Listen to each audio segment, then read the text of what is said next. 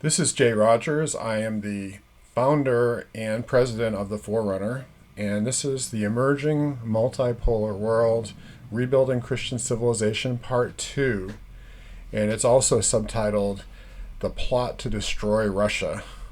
Okay. And where we ended up last time, I did a little video, which is right here, which you can see. This is part 1. And in part 1, we talked about the first part of this article. Okay. And this was a map that I showed, which is there was a plan back in the early 1990s that just as the Soviet Union had broken up into the 3 Baltic states, Belarus, Ukraine, Moldova, Azerbaijan, Armenia, Georgia, the 5 Central Asian republics, and then Russia, that there was also a plan to further try to weaken Russia so that you'd have nationalist movements and it would break up into, like maybe Karelia would go back to Finland, excuse me. Karelia would go back to Finland.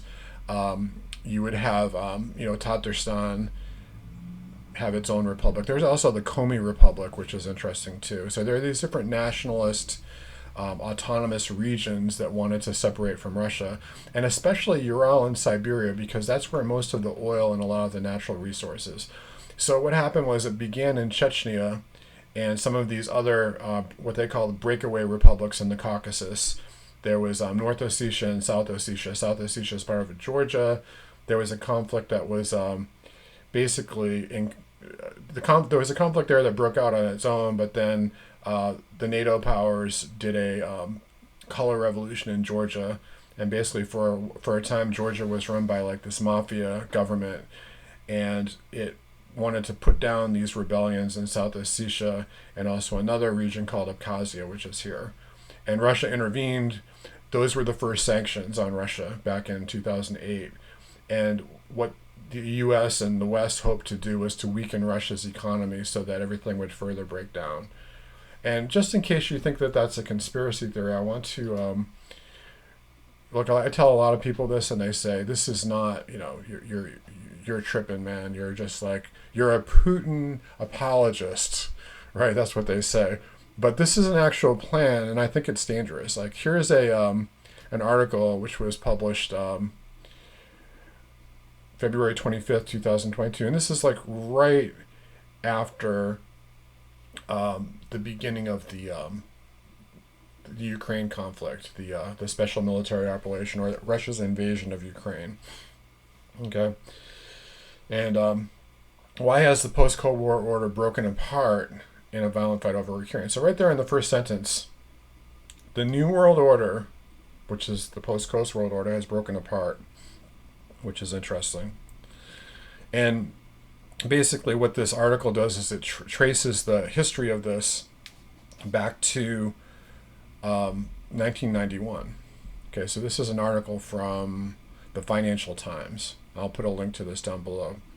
I'm not going to read the whole thing, but it says the fight over Ukraine's fate started even before it had pulled out of the Soviet Union, and behind closed doors divided the administration of George H.W. Bush. That was Bush number 1, who's pictured right here. And there is Dick Cheney, and there is his Secretary of State, James Baker.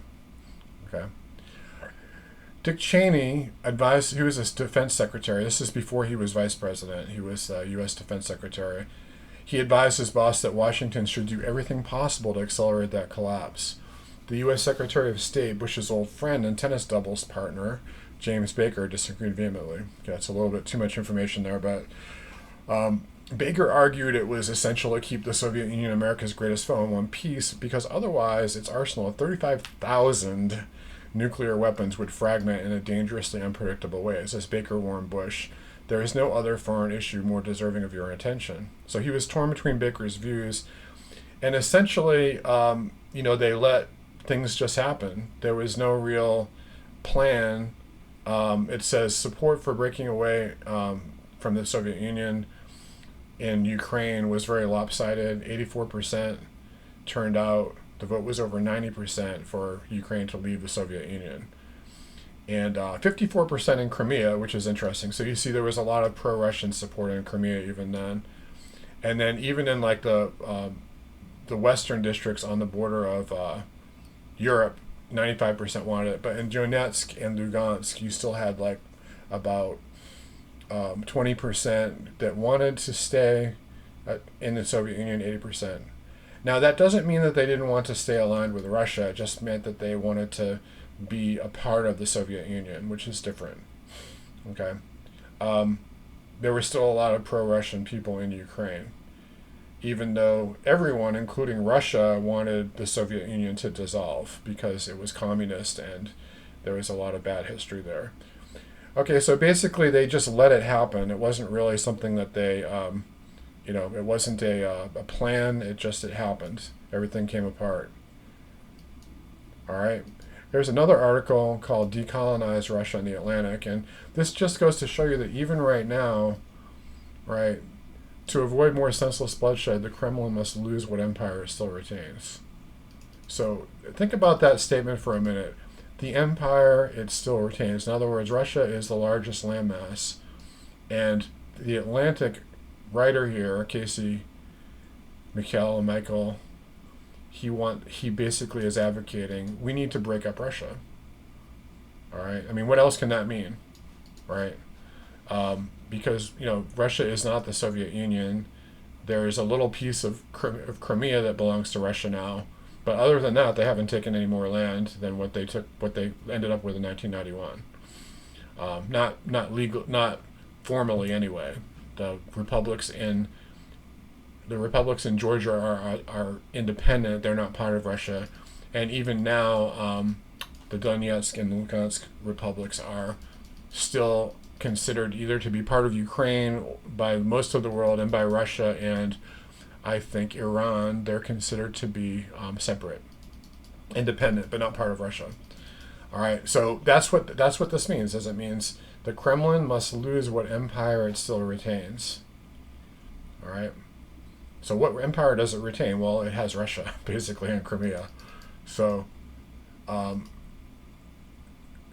you look at what this says down here, the U.S. had an opportunity to unwind the Russian Empire before. In September 1991, as the Soviet Union was falling apart, President George H.W. Bush convened his National Security Council.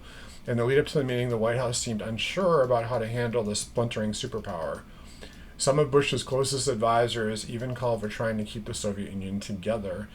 Defense Secretary Dick Cheney was not one of them. We could get an authoritarian regime in Russia still, he warned during the meeting. I am concerned that a year from now, if all goes sour, how can we answer that we did not do more? His end goal was clear. Cheney wanted to see a dismantlement not only of the Soviet Union and the Russian Empire, but of Russia itself, so it could never again be a threat to the rest of the world. Bush demurred rather than accelerate Soviet disintegration. He tried to avoid antagonizing Moscow, even as President Boris Yeltsin's administration began pushing the anti-Ukrainian animus. I completely disagree with that. Yeltsin did not. I mean, I was there in the 90s. There was no anti-Ukrainian animus. Anyway, that's neither here nor there. And for years, Russia stabilized and eventually prospered, which is true. So we don't want them to prosper, because if they prosper, they could become more powerful. They might want more land. They might want, that was what he was saying. And as Cheney masterminded some of the most disastrous American foreign policy decisions in recent decades, many believe that Bush had selected a better strategy. Armageddon was averted. So think about this for a minute. Think about all the lives lost in Iraq and Afghanistan and Syria and other places where we fought in the last 30 years. Not just American soldiers' lives, but 600 million people and hundreds of thousands of civilians. This is Dick Cheney. Okay? So we have not won a major war in the United States. The United States has not won a major war since Korea. We did win the Gulf War, the first Gulf War, which was the Kuwait War, but that ended up involving us in other wars that went on and on. So in 2022, as Putin tries to restore the Russian Empire by littering corpses across Ukraine, Bush's position appears myopic. He and American policymakers after him failed to see the end of the Soviet Union for what it was, not just a defeat for communism, but for a defeat for colonialism. Now, I would argue that when we say that the West must complete that project, we must fully seek to decolonize Russia, what that actually means is that the West ought to colonize the world. Okay? Anyway, I'm going to get to that, what we mean by that. All right, so let's talk about the multipolar world. Okay, essentially, a unipolar world is what we had. This is a little map, Polarities we have known, and an article. A unipolar world is when one empire controls the world. So you could have the Roman Empire, the British Empire, as they probably constitute the clearest examples of a land and sea-based system, with Rome and London as classic imperial centers. Today, I'd argue that even though the United States doesn't occupy the countries of the world, we have military bases in the world, and we basically control every military conflict through NATO. We have the Europeans on our side. And so the United States and Europe were able to conduct wars in the Middle East, Libya, wherever else we see fit. And no one else can really do anything about it. So we have a unipolar world as of recently. All right. Multipolar is more like the natural state of the world up until about the Middle Ages. And even during the Middle Ages, you had, even, with the modern nation state, there was still British, French, Dutch, Spanish, and so on. There was still like somewhat multipolarity. And that was ended in the 20th century. We had first a bipolar world, which was this right. Bipolar world basically is the Western Bloc and the Eastern Bloc. Okay? And the Eastern Bloc was Korea, Taiwan, Vietnam. Oh, that's not really the list there, but let me just show you a map of this so you can see what I'm talking about. Okay, this is the Western Bloc. It was the United States and Europe mainly, also Australia, New Zealand, Japan. And this is, even though these are not Western hemisphere, they're known as Western powers. The same thing here. Europeans are actually in the Eastern hemisphere, except for a couple of countries, but they're known as Western culture. It's west of the East. Okay? And then the Soviet Union and these communist bloc and authoritarian regimes were controlling much of the East. And then you had the Third World, which was everything in Europe below China, the Middle East, Africa, and Latin America. Okay, what we call the Third World. And the Third World was poorer than the West, and these economies were emerging because they had huge resources, especially China and the Soviet Union. And the big threat was always, the big threat that people were concerned about was how do we keep the Soviet Union and China from becoming one big bloc. So part of our foreign policy was always to woo China and woo Soviet Union separately, like try to make separate deals with them and to keep them apart, actually to promote conflict and competition between the two, because together they would be more powerful than the Western Bloc. Okay. All right. There's so this is what happened. The Soviet Union, after World War II, they drew a line. This is called the Iron Curtain, and mainly the purpose of the Iron Curtain was we had two wars in Germany, right? There was World War I and World War II, where we had to fight in Germany to keep Germany from trying to conquer Europe. So it's kind of like in the 1800s, France was a superpower. They tried to conquer Europe under Napoleon, and in the 20th century, Germany was a superpower in Europe that tried to conquer Europe.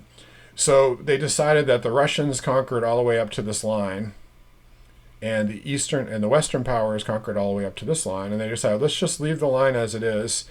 You had the NATO powers, or the Western powers in the West, and then the Warsaw Pact powers in the East. And not all of these countries were NATO powers or Warsaw powers, but the idea was that we were keeping Germany from, divide Germany to keep Berlin away from the rest of Germany, because we believed that a lot of the militaristic nationalism came from this part of Germany, and we wanted to keep this part away from the resources of the West. So East Germany was poor, and West Germany was rich, but West Germany was a lot more democratic and liberal than the East, which is where the fascist element came out of. Or so we said. There was also, in the very beginning of the 20th century, communism actually came out of Germany. People associate communism with Russia, but Karl Marx was German, and Lenin, who was the first premier of the Soviet Union, was in exile in Germany. And after the Bolshevik Revolution, they sent for him to lead the communists. And they had civil wars in the Soviet Union and so on. They established communism there. So the liberal West kind of saw Germany as being this other power, okay, where they produce communism and they can produce fascism. And the goal of communism and liberal democracy became to defeat fascism. And then now now we basically also we didn't defeat communism. It more just unwound on its own. We didn't have to do a thing. It died of old age. Okay. There are several authors that talk about this in detail. I've mentioned these before, and I want to again mention these authors. The first one is Alexander Dugin. He wrote The Fourth Political Theory, and he said basically he gives that very definition in his book. And I'm going to do separate videos on each one of these books, but he says that first you had liberal democracy, which came out of the 18th century and became very popular in the early 20th century among Europe and the rest of the world. That was known as the free world and the most economically developed world. Then you had communism, which became popular in the late 1800s, 19th century, and then throughout the 20th century, and then finally fascism, which was very short-lived. All right, so fascism was defeated, communism died, and what we're left with is this unipolar world, which is basically the liberal democracies trying to take over the rest of the world and enforce our vision of liberal democracy. All right. So even as you had this, okay, all of these countries that were in the East in the Soviet Union sphere of influence had communism imposed on them as a form of government. All of the nations that were part of the Axis powers in World War II, like West Germany and Austria and Italy, they had liberal democracy imposed on them, so fascism couldn't rise up again. All right. And let's look at a couple of other of these books that I find very useful. The other one is called The Return of Christendom by Steve Turley. Very different because he's basically looking at Christian civilizations that are rising up from the ashes of this unipolar world. Then there's Clash of Civilizations. This is Samuel P. Huntington. And then also he deals with this more from like military alliances. And he thinks that wars in the future are going to be fought between civilizations and not nation states. Then Ray Dalio deals with it from purely an economic standpoint. And he has all of these wonderful graphs and charts that show how there are cycles throughout history and nations rise and fall. I'm going to go through each one of these books later in separate videos. Okay, so that's that. I can close this one out. This is the world as it is today. When the Soviet Union collapsed and communism died, it didn't completely die in the world. There are still communist countries. But as far as being an aggressive force, basically we, as far as being a Western force, it left the world scene. And what that did was allow the United States and Europe to expand the NATO alliance. Okay, so this was the original. Let's see if I find the NATO alliance as it was.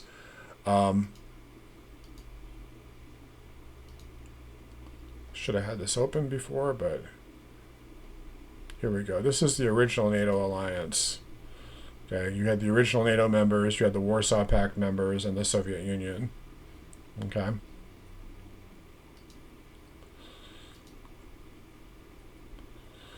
Then you had a period of time when NATO expanded. This is now 2022. And you notice that from the first map, all of these countries have been added. Like when the Soviet Union collapsed, NATO then just absorbed all the Warsaw Pact members. And now they're currently trying to get Sweden, Finland, Ukraine, and Georgia to join. Georgia currently is not. This was back in the early 2000s. Also, they tried to do a color revolution in Belarus and get rid of the Belarusian president, who we consider to be a dictator, and because he's just been in office for so long. And we tried to do a color revolution, get rid of him, and so that they could, but they resisted, and that was an unsuccessful thing. And so Belarus is very closely tied to Russia, as is Kazakhstan and Armenia. Okay, and those countries, Belarus, Russia, Georgia, Armenia, I'm not Georgia, excuse me, Belarus, Russia, Armenia, and Kazakhstan and Russia actually are in an economic union. They're not in a political union, but they're very close economically. Okay. So this is what the world looks like today. These are NATO members, and these are other countries that are cooperating with NATO. This is the unipolar world. And the idea is that if we can just keep getting more and more countries to join the Western coalition, we can force liberal democracy on the nations. Okay. Alrighty then. So there's all kinds of maps you can look at. If you just type in NATO alliance map, you can see how things are developing in the world. This is a very good one here too, that gives you all the nations. And here's the thing that people don't realize. Okay, what's happened with NATO is that people think that, all these countries, they join NATO because they're afraid of Russia, and they wanted to join the West. They want to be free. They want rights. They want human rights, all this kind of stuff. But what we don't realize is that the West has actually done things like tried to overthrow governments. Like they overthrew the government in Ukraine. They helped a color revolution in Georgia. They tried to do the same thing in Belarus. And then that's happened in several other countries in Eastern Europe as well. And I can give you in my next video, I'll go through those more in detail, like which countries were originally not part of NATO and had presidents and governments that resisted NATO, but then we did coups and things like that, got those people out, and we decided to, then they decided to join NATO after that. Okay, that happened in Turkey. I mean, that's how Turkey became part of NATO, is we basically got a government in there that was sympathetic to the West. And then they were thrown out of power, and currently Erdogan is part of NATO. He inherited it but doesn't like it. The same thing is true in Hungary. Orban is not a big fan of the EU or the NATO mandates. I would say the same thing is somewhat true of Poland, even though Poland has become very strongly pro-NATO since the Ukraine war, just because of the relationship with Western Ukraine.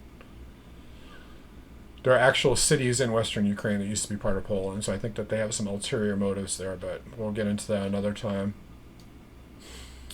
All right, so let's go back to the whole idea of the emerging multipolar world.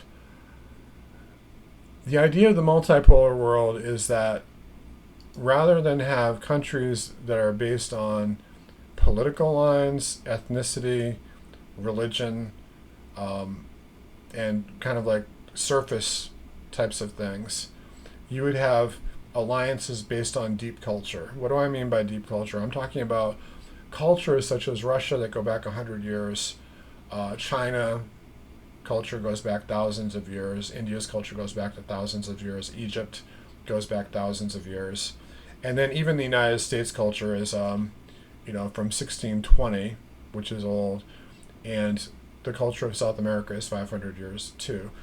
And we have deep traditions that unite us. Our religion does unite us, but it's not always a single church or a single religion, but just common values. Like I would say America is a Christian nation, but it's not necessarily a Calvinist nation or a Baptist nation or a Catholic nation. It's Christian, or traditionally it was. The same thing in South America. South America is traditionally Catholic, right?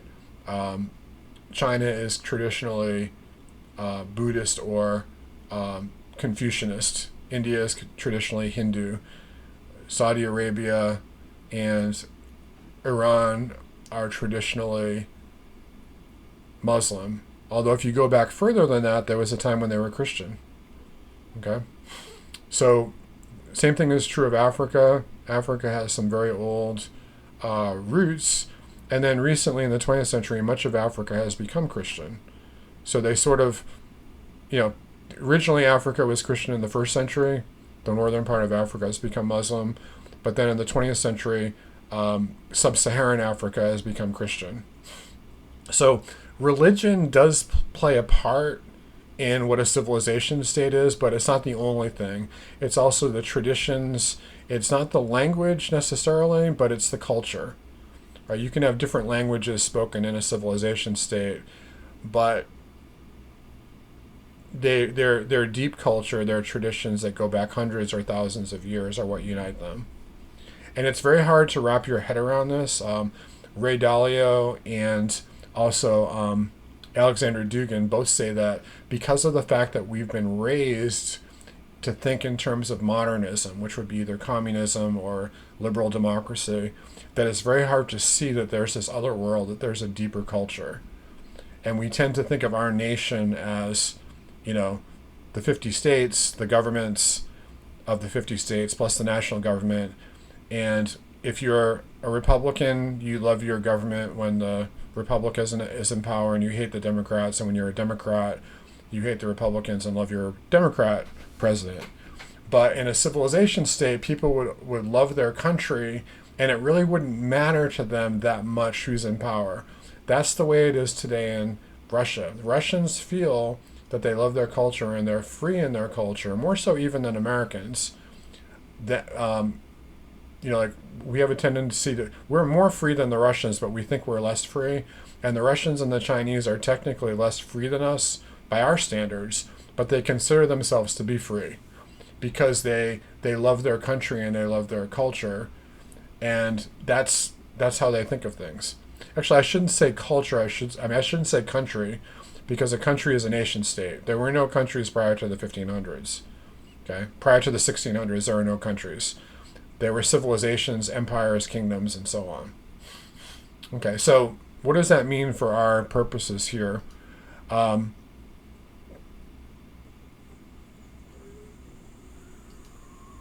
we talked about this already.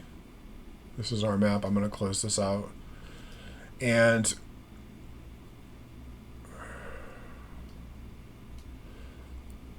so this is the map. I want to show you a map of a more detailed map. This is basically based on Huntington's book, which is called Clash of Civilizations. And I don't think that the multipolar world looks exactly like this, but this is an idea. This is just one idea of how it could end up looking. And he has here nations based on religion. And like I said, it is religion, it is ethnicity, but it's deeper than that. It's the historic traditions, the shared history, traditions, values of the culture. All right. Okay, let's look at another map. I really, really like this one. This is awesome because it's so detailed. Okay. And I'm going to give you a link to this, of a high-res version of this. This is called the Political Map of the World as of 2021. All right. So we look at this little key up here. It says there's national capitals, the European Union. The European Union's not going to be around in 2121. Did I say 2021? It's 2121. So 100 years from now, 101 years from now, this is how this person thinks the world could look.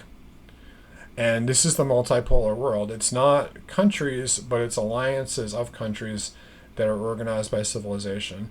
And I don't agree with this map in some specifics. I don't think this is exactly how it's going to look, but this is an idea. All right. I think that this person is a little bit too heavily influenced by language, and political. Like, this is the type of thing I was talking about earlier. When people talk about multipolarity, they immediately go back into the idea of the nation states. And, because there's a European Union now, there's got to be a European Union in 100 years from now. and it will be all the same countries again because they're politically united now or economically united now. No, not at all. Not at all. Um, as a matter of fact, let me go through the different things on the key here.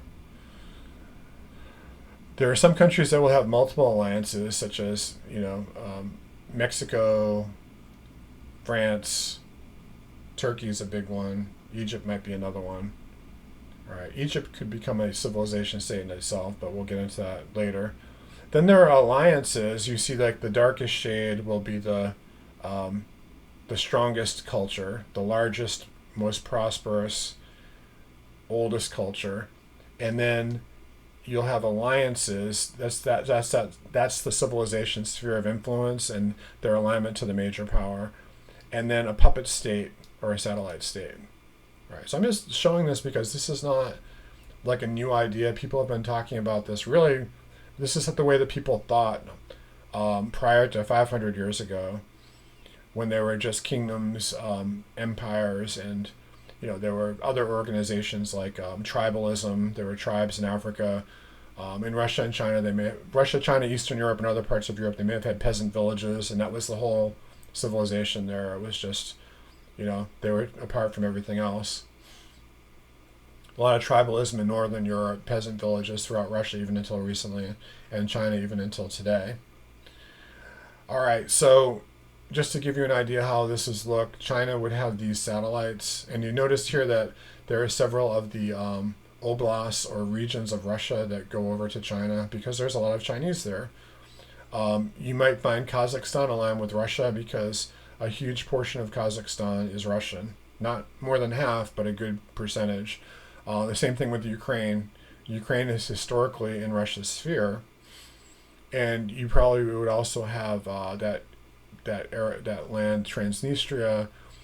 You notice that what I think is going to happen. I don't think that all the Baltic states are going to go to Russia because even though there are a lot of Russians on the border, but I think that they will be demilitarized. They will no longer be part of NATO after a couple of years. And I think that there's a possibility that even Poland and Lithuania could form an alliance with Western Ukraine, and that parts could go to Romania, other parts would go to Russia.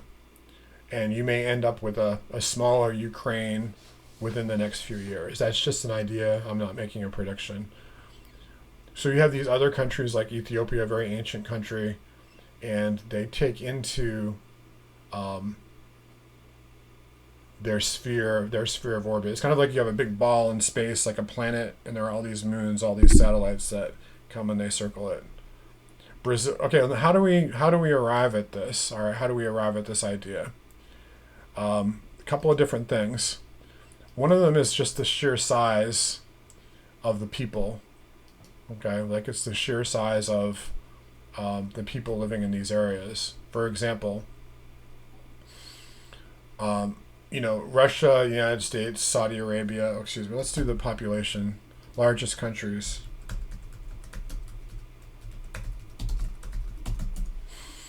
So the largest populations in the world goes like this: China, India, United States, Indonesia, Pakistan.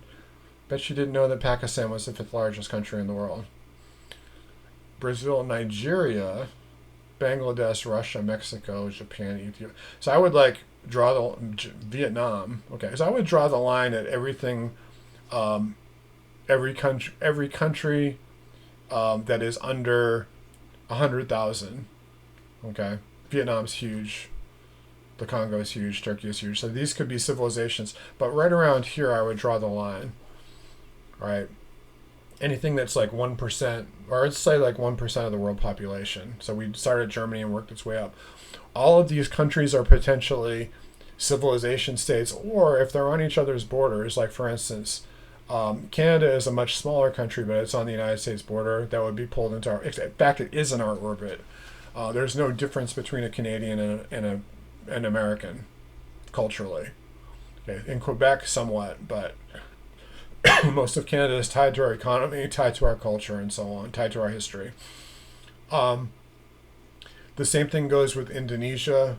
Indonesia has a lot of other countries around it, that would kind of be absorbed into it. So that's one consideration, is the number of people. Why do you need a number of people for a successful civilization? Mainly because you need workers. The other concern, or the other thing to consider, the other consideration, are the countries with the most natural resources. And we talked about this before, so I'm not going to belabor it, but you need workers and you need a lot of natural resources to develop, and then you could have a civilization state. And if you notice, these are some of the same countries. There are smaller countries like Venezuela, but Venezuela could align with Brazil. Okay. Australia is a smaller country. They could align with whatever country they want to. And then what I say in the article is that there are also some other huge countries population-wise, like India, that don't have a lot of natural resources, but they could share resources with China and Russia and help to develop their civilization and their economy. And China and Russia would benefit from being in their sphere. And then Central and South Africa could band together. That's the African world. And that would be basically a Christian civilization. And then Europe, I don't think it would be the EU as we know it, but they would align together, and also with several of the above. Some nations in Europe would be aligned with Russia, some with Germany, and so on. Okay. All right, so let's talk about how we got here. All right, I already kind of covered this a little bit, but I said I'm going to kind of cover this from a Christian perspective here. When we look at history, we see Christianity advances as the empires of mankind rise and fall. I did a book on Daniel, and one of the things I got out of Daniel is that Jesus Christ is the King of the universe. He is the enthroned Lord over creation. And that was true in the Old Testament times, but it's especially true now in the New Testament, where we have a mandate to go out and to convert the nations to Christ. All right. Now, what happened was that after World War II, the United States, along with the Soviet Union, became the two dominant nuclear superpowers. That's called the bipolar world order. This mutually assured destruction, coupled with post-war alliances, NATO, SEATO, and the Warsaw Pact, led to some limited wars, but a greater era than peace than ever before. This also led to an era of world evangelization that we'd never seen before in history, especially in sub-Saharan Africa and much of Asia. In fact, more people were converted to Christ in this period than in all of human history. And that really is my thesis. I should have said that up front, but this is really a major thesis of what I'm trying to get across here. All right, is that each one of these shifts results in a greater harvest of world evangelization. One thing I should have mentioned earlier, but another thing to look at as we look at these powers is also nuclear powers. This is a map of nuclear weapons, and if you notice, we have the United States, France, Russia, the United Kingdom, and China are the nuclear powers. But we also have other states, right? They are India, North Korea, and Pakistan, who also have nuclear weapons. Okay, this is India, Pakistan, North Korea. Then we have undeclared states such as Israel. And then we have NATO nuclear weapons sharing states, Belgium, Germany, Netherlands, Italy, Turkey. So we have nuclear weapons in these states pointed at Russia. And then we have states formally possessing nuclear weapons, Belarus, Kazakhstan, Ukraine, and South Africa.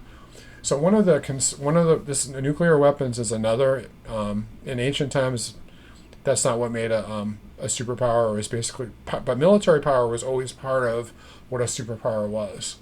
So if you notice, some of the same countries that have nuclear weapons are also civilization states. And the exceptions would be like Brazil and Venezuela and Saudi Arabia.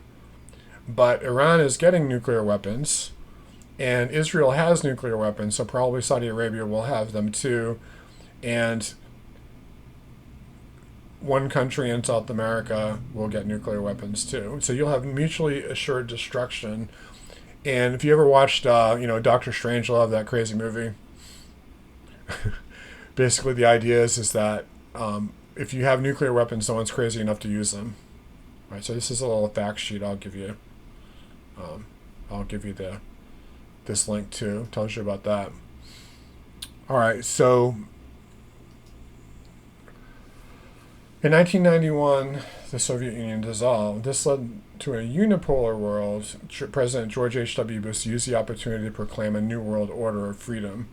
During this time, we also saw the gospel begin to take hold of former atheistic communist states. Christian heads of states in third world and former communist countries openly proclaimed the name of Jesus Christ over the nation. So, for instance, you had communist Poland, where they literally made in their law Jesus Christ the King of Poland. In Hungary, you have Viktor Orban saying this is a Christian nation, and we're not going to have Muslims overrunning our country. We're going to limit the number of Muslims coming in. In Brazil, you have Bolsonaro, who says Brazil is a Christian nation. We're not going to have legalized abortion. We're not going to have gay rights, and so on. So we're seeing that now, and a lot of that has to do with the unipolar world. All right? And we continue to see a large harvest of souls into the kingdom of God. Further, there was huge progress made in lessening hunger, sickness, poverty, wars, and crime in emerging nations.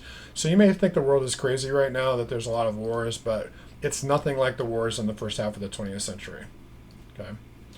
More countries than ever before emerged with democratically elected governments, and fewer people died in wars and revolution than in the previous decades of the 20th century. Christian reconstruction of the nations begins with regeneration, but God revives not just individuals, but families, churches, and whole civilizations. So we're going to talk later about families. That's another article coming up. Okay? The family is the building block. And the thing to remember is this: Christ is already ruling over the nations. Okay? I want to show you one of the Psalms. I always get Psalm 2 and Psalm 110 mixed up. But let's look at Psalm 2 first. I'll read you a little bit from that. Psalm 110 is similar. Why do the heathen rage and the people imagine a vain thing? The kings of the earth set themselves, and the rulers take counsel together against the Lord and against his Christ, saying, this word in Hebrew is Christ or Messiah, let us break their bands asunder and cast away their cords from us. Okay. So it's the Lord that breaks their band asunder. Okay. He is the one that it's actually the nations, the heathens, in Hebrew the word heathen means nations.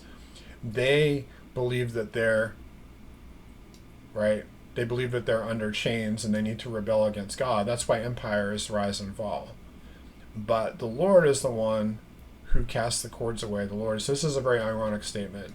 They're saying, let's break our bands, let's break our cords. And then God says, no, I will declare unto thee, thou art my son, this day I have begotten thee. Ask of me and give thee the heathen for thy inheritance, the uttermost parts of the earth for my possession. Thou shalt break them with a rod of iron, thou shalt break them in pieces like a potter's vessel. So this verse right here and this verse right here are kind of like parallel, right? They want to break their bands, but the Lord God is the one that breaks their bands. Be wise now, therefore, O ye kings, be instructed, ye judges of the earth, serve the Lord with fear, rejoicing and trembling. Kiss the Son, lest he be angry, yet and ye perish from the way, when his wrath is kindled but a little. Blessed are all they that put their trust in him. So essentially, that is the world that we're entering into now. It's actually been the world since the beginning, but we're seeing that more than ever. That is the natural world order. The collapse of all competing systems is inevitable in the course of history. Totalitarian empires collapse, first in favor of regional republics, and then Christian civilization eventually reemerges from under the rubble as these republics gravitate towards larger spheres of culture. So people ask me about Russia and Ukraine, and it's not that I'm pro-Ukraine or pro-Russia, but what I understand and what you need to understand too, listening to this, is that the Russia-Ukraine conflict is not the cause of the collapse of Western dominance, but it's a side effect. Western dominance is an empire, it's an antichrist empire. Even though we were founded as a Christian nation, we don't act like that anymore. We're a post-Christian civilization, and now it's collapsing. All right. The Western hegemony or the Western control over world politics and economics is over. Okay? So there are many populists and nationalists that understand the globalist world order is failing. Classical liberals understand this, socialists, communists, everyone sees that this order is collapsing. And so what kind of world are we going to replace it with? Some people would say maybe all of the above. Like nations can just be whatever they want. But I say that Christian civilization states such as Russia, Hungary, and Brazil understand this even better and have planned for this shift for a long time. All right, and those are the ones that are going to prosper. The ones that understand it the best are the ones that are going to prosper in the era that's coming. Moscow is going to become a Christian conservative Mecca of the world. Hungary is going to become a Christian conservative Mecca. I use the word Mecca, but a Jerusalem, let's say, or a Jerusalem or a Rome, whatever you think your religious Mecca is. Brazil is going to become the Christian civilization of South America, and so on. So they understand it even better, and they've planned for this for a long time. They know the shift is coming. Most Western neoliberals and neoconservatives, when I say modernism or liberalism, I'm talking about today's neoliberals like the Democratic Party, and the neoconservatives would be the Republican Party today. We're all liberals. We're all modernists. We're all socialists. The Democrats are socialists. The neoconservatives are socialist light, basically. Okay, it's all like humanistic statism. So they all, like people like Dick Cheney and so on, they missed this first shift 30 years ago, and they're still clinging to a Cold War mentality. And so the same people who missed the significance of the shift away from worldwide communism are still in the dark about the coming realignment of the rest of the world away from Soviet communism's evil twin cousin, which is egalitarian humanism. The tectonic event is already here, and it will affect every sphere of life. So I went through some of these in my last video, but you notice that Biden on May 3rd, which was earlier, it was about a month and a half ago, says we have to be in control. We can't let these autocrats, right, conquer our democracies. This is not a joke. If that happens, the whole world changes. All right. So he made that comparison between the U.S. and China. And in Biden's view, the Western alliance nations are the free democracies, and China and Russia are the evil autocratic nations. They're the evil empire. And we're like, the Jedi Knights, and they're the evil empire led by Darth Vader. I would argue that, George Soros has more of a resemblance to a Dark Lord than Putin or Xi does, but that's besides the point. Okay, so Biden literally gave a call to arms to protect Western dominance over the world order. Liberal democracy can also be a form of tyranny. Just remember that in the last 30 years, it's what led to the deaths of millions of people, probably like 6 million people, among civilizations who do not share our Western worldview of democracy. So we want you to be democratic. We're not going to be free. We want you to be free. If you don't want to be free, we're going to kill you by millions. And that's very similar to, the idea of George Orwell.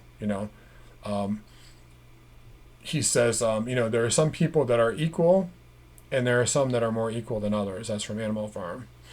All right.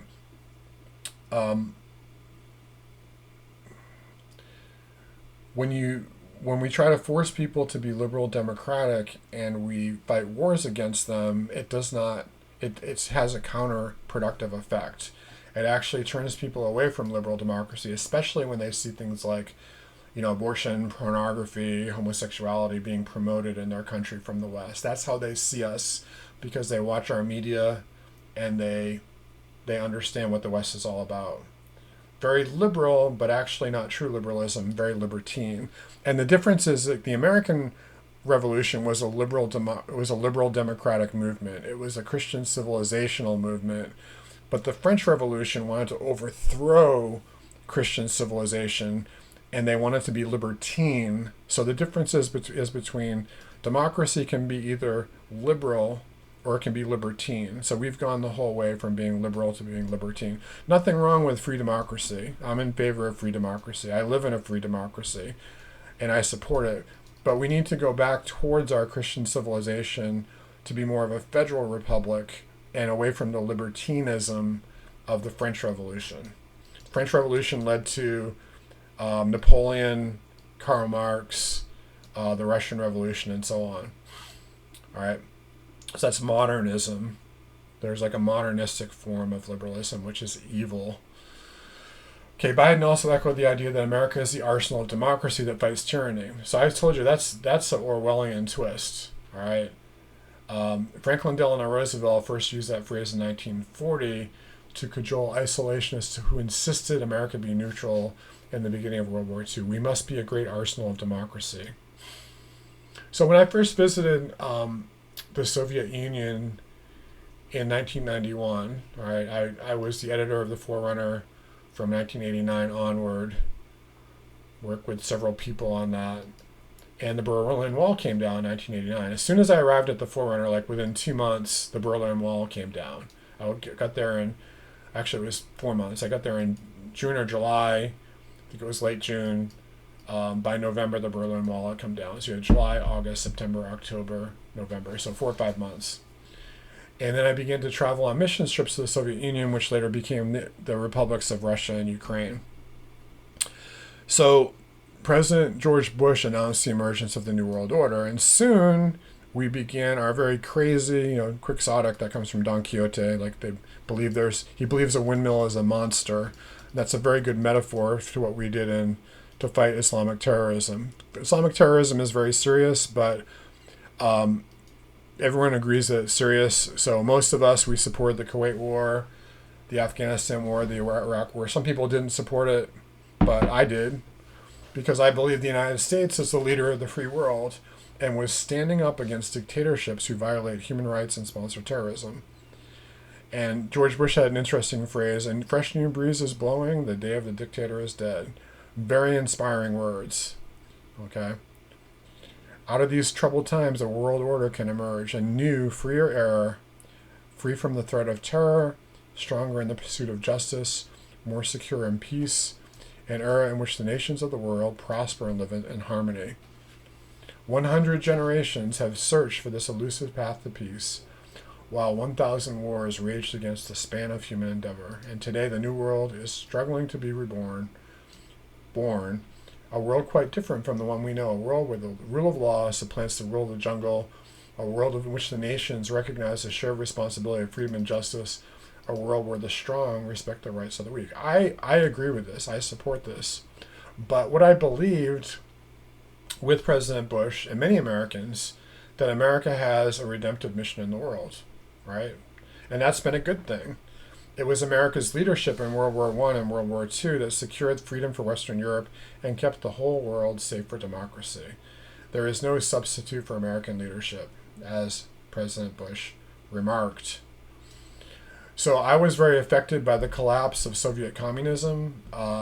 We saw free elections. I was able to go and start a Christian newspaper in Ukraine, travel all over the Soviet Union, preaching the gospel. We saw free elections in Latin America, Africa, Southeast Asia, and so on. However, and this is what I missed at the time. I didn't understand this. A lot of my friends were paranoid about the New World Order. I was not, but they had a reason to be paranoid. Okay, this is the reason why. A unipolar world is only suitable when the largest concentration of Bible-believing Christians is leading that international world power. Is that still true of America? You tell me. Unlike the immediate post-World War II era, the largest concentration of Christians is no longer in the United States and Europe. I'd argue that we're actually freaks in terms of revival experience, because increasingly the center of Christendom, the center of Christian revival, I don't mean, the Holy Roman Empire when I say that, but I mean the center of where Christianity is taking root and people are being converted. It's Africa and Asia now. It's no longer the United States and Europe. So why shouldn't Africa and Asia become the leaders of the Christian world? Why does it need to be America? I think that we should lead it too, right? But there's also been huge Latin American revival, huge evangelical revivals in Latin America. Brazil is a great example of that.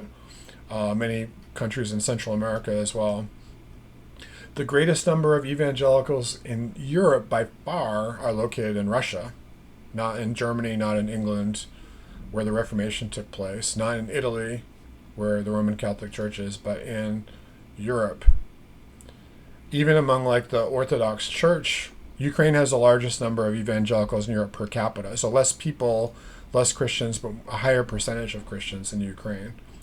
The Orthodox Church in both countries has also experienced phenomenal growth in the 1990s. A Russian Christian civilization with several satellite nations is the future of this region. Okay, so I really firmly believe that. People ask me, is the Orthodox Church Christian? I'll probably have to do another video on that, but I find that people that are devoted to their religion in Russia in general tend to be more genuine than people in the West. You know, like if you live in the Bible Belt, then, you know, people might not be that sincere when they say they're a Christian. But if you live in Crimea and you say you're a Christian, you're very sincere. If you live in, you know, Odessa or Moscow or China, you're a lot more sincere than someone in America, because you have to actually go against the grain more. So for a Christian civilization to thrive, any type of a civilization state to thrive, it must grow economically and have military capability of defending its own borders. So you have to have military power, a large population, and a large natural resources like I listed above. Standing in the way of that development has been the American defense doctrines developed under the two Bush administrations. So first you had the Wolfowitz Doctrine. This was an unofficial name given to a plan proposed by George H.W. Bush. There was the Secretary of Defense, Paul Wolfowitz, and his deputy, Scooter Libby. I always remember that name because it's a funny name.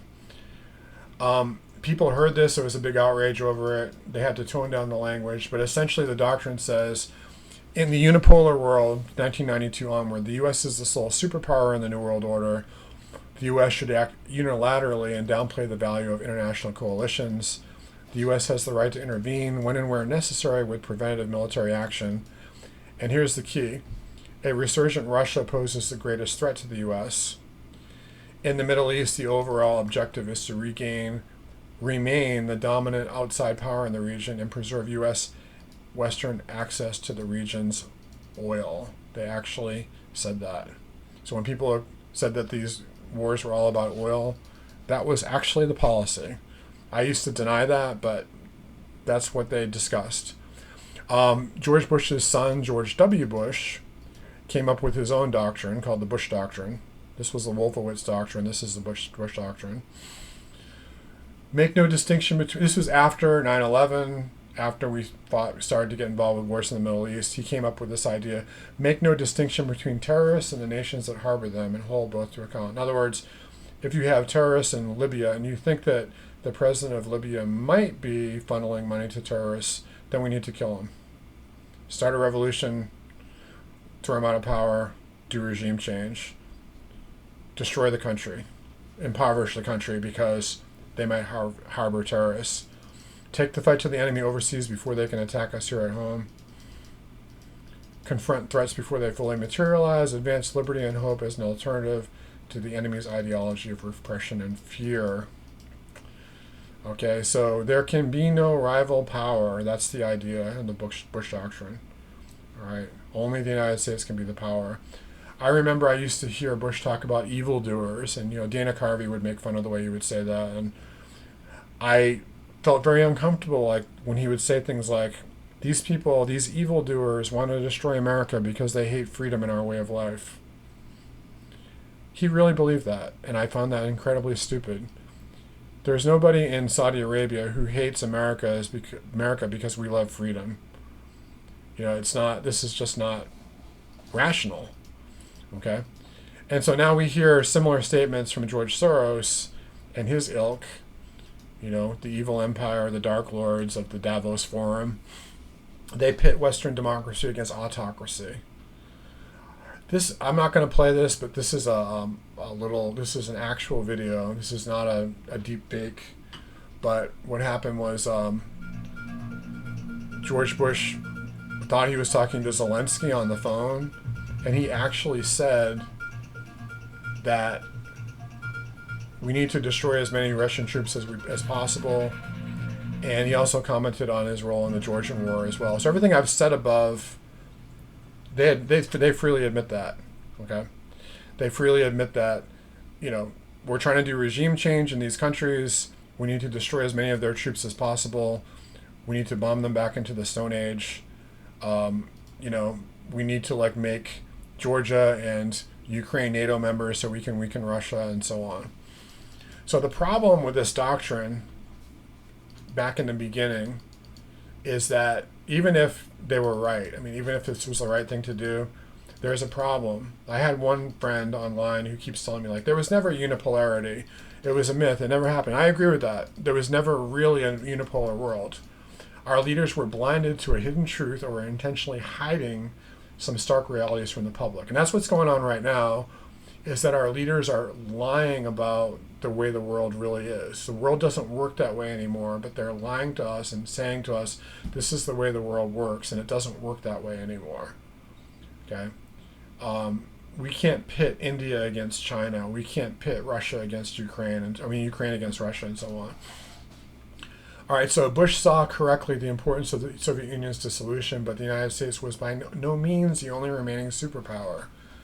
Right, so we moved all of the nuclear weapons from, Ukraine and Kazakhstan and Belarus into Russia. They were just as powerful as us still. Okay. Mutually assured destruction was still the most important stark reality. Second, Russia still remained a potential economic powerhouse. Now, the Soviet Union always claimed they were the largest GDP in the world, and that was largely because they manipulated their currency, and they said their currency was twice as valuable, or 1/3 as valuable as it really was. Okay. Today, the opposite is true. The Russian economy is actually much more, the ruble is actually stronger than people give it credit for. And their economy is actually worth a lot more. In fact, Russia's natural resources is estimated to be 72 trillion, which is much more than our 45 trillion. Okay. The Soviet Union has coal, oil, natural gas, gold, timber, rare earth metals, and vast agricultural commodities. I could go through the numbers. They're amazing. And if you put them together with Ukraine and with Belarus and with Kazakhstan, which are in their orbit, it's even more powerful than that. Maybe 2 or 3 times the resources of America. Now, of course, we can add Canada and other countries, and we can compete with that.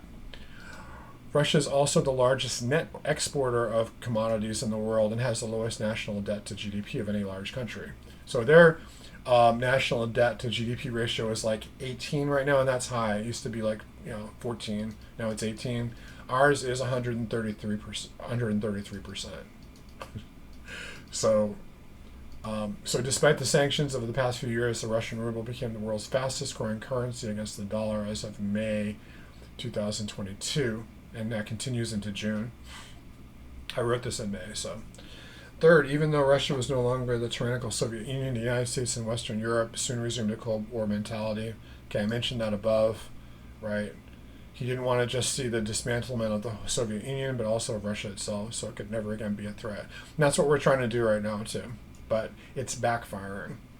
Why is it backfiring? Because they made plans, and we don't really understand Russia and how Russia works. Our leaders don't understand how the world works in 2022, which is scary. You have leaders like Putin and Xi, and they have been groomed to be world leaders for their entire lives. And they've been in power for a long time and will continue to be in power for a long time. Our leaders are in office for 4 years, 8 years, and they're mostly career politicians. They have no real world experience, and they don't understand how the world works. Okay? So that's the difference also between China, Russia, and the Western Alliance. Fourth, when Putin first assumed power, he made overtures to join the European Union that they should let Russia join. And we even had the Pope say this recently, saying that, NATO made a big problem because, they wanted to join NATO. Putin wanted Russia's membership in NATO. Well, okay, he was told first by the EU, Romano Prodi. I told him straight away, no, you're too big. Okay, why would they refuse a nation with 72 trillion dollars of natural resources? You're too big. Why? What's the problem? When Putin asked for Russia's membership in NATO, he was rebuffed. When he offered Russia's help to fight against Islamic terrorism, he was ignored. When they gave them the names of the Boston bomber, they were ignored. They said in 2011, help us investigate this person. They have ties to Islamic extremism. They gave them the names, and then the Boston bombers struck on Patriots Day 2 years later. Fifth, the United States began backing color revolutions around the world, including Georgia and Ukraine. And we also did other coups in Eastern Europe, Turkey, whatever, to try to get them to join NATO. And each time we always assured these countries, yeah, you'll have NATO's backing, you'll have NATO's backing. And in each case, when those countries' backs were up against the wall, they did nothing. And then in addition to that, there have been all kinds of obsessions with Russia. They're behind every single foreign problem we have, every domestic problem. And that's why we're in the current world crisis. And out of that is coming the multipolar world order. Okay, let's see how we're doing for time here.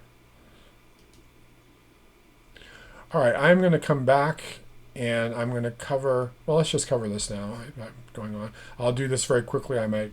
Okay, so the multipolar world order has been planned for the last 10 years, 20 years, we don't know. But people have seen it coming and Russia's been planning for it.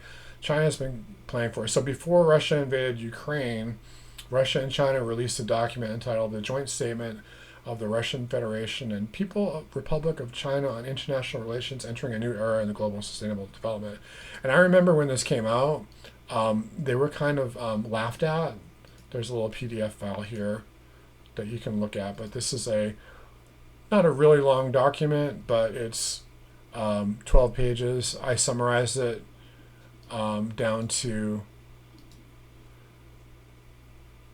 just 5 points.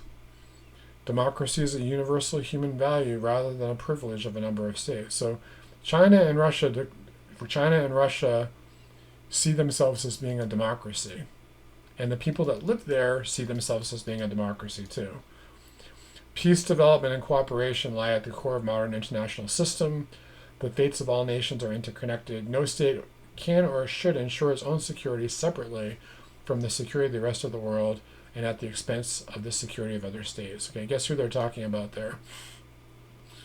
Russia and China, as other world powers, intend to advance multipolarity and promote the very big words here. Russia and China, as world powers, intend to advance multipolarity and promote the democratization of international relations, together create an even more prospering, stable, and just world, and jointly build international relations of a new type. So they basically are saying that, we're a democracy, you're a democracy. Our democracy doesn't look like yours, but you need to respect each other. We're all interconnected. We all need to work together. So they propose a Russia, China, India format. Like if the West doesn't want to go along with this, then we are going to do it on our own. And it's inevitable this is going to happen. And you can let the Western economy collapse, but they're going to create a parallel economic system that would not be dependent on the West. So that's one of the most vital components of multipolar world order, is these parallel systems that don't rely on just one nation or one group of nations. It's also a stark fact of history that just as the bipolar Cold War world order ended on December 26, 1991, with the dissolution of the Soviet Union, the unipolar world order collapsed on February 24, 2022, when Russia invaded Ukraine. This is the reason why the Western order, I'm not going to say it is collapsing, but it has already collapsed. People don't know it. I like to use the phrase, the walls are down, but the sentries are still guarding the gates. Okay, this invasion stifled the ability of NATO, the European Union, and the Western Alliance to do as it pleases. That's one of the to do as you will in the Bible is one of the hallmarks of an antichrist world empire. right? The king who does as he will. That's repeated many times throughout Scripture in Isaiah and Daniel to describe these, Babylonish world powers, Persia, Greece, Rome, so on, to align military and economic control of the world and to manipulate the trade of the planet's natural resources. So we no longer have the ability to do that all on our own. We've now entered the multipolar world, no longer led by a few nation states based on Western neoliberal democracies who force their way of life on other nations, but led by several older civilization states based on deep cultural identities. And I just want to play this as this is the last thing I want to pray. People that know me know that I'm not a big fan of Trump. I don't hate Trump, but I don't think that I didn't vote for him. I voted third party. But there's a couple of things that he got right. This is one of them. I just wanted to play this this video for you. We will seek friendship and goodwill with the nations of the world, but we do so with the understanding that it is the right of all nations to put their own interests first. We do not seek to impose our way. Oops. I hate it when this happens. Our way of life on anyone, but rather to let it shine as an example. This right here is called the Patriot Power Generator, and it's a solar generator by 4 Patriots. Example, we will shine for everyone to follow. Okay, so you get the idea there. All right, I will pick up with this another time. I think that's a good place to end, but that's the world that we're entering into. All right, this is not we have to be in control, but